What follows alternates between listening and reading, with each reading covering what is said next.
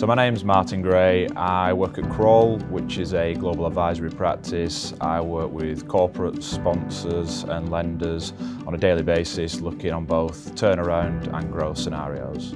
We started working with butchers just over 3 years ago. We began by looking at the business plan, working with management in terms of considering the cash flow forecasts. Through that, one of the considerations was looking at the debt structure and funding structure, really to ensure that they've got the optimum cash flow.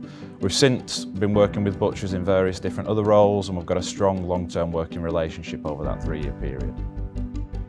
Butchers has been on a journey of a turnaround, taking our business to an ever-increasing turnover level within the market.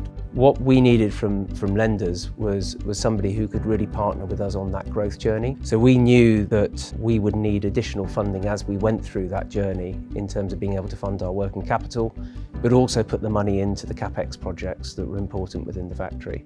So during the 3-year period of working with butchers, we've worked closely with the management team really to understand the issues that are being faced given the various market dynamics, and it was critical that we're able to look at what is the most appropriate funding structure that allows them to unlock the maximum cash flow and working capital needs of the business in order to allow it to deliver its business plan over the forthcoming years.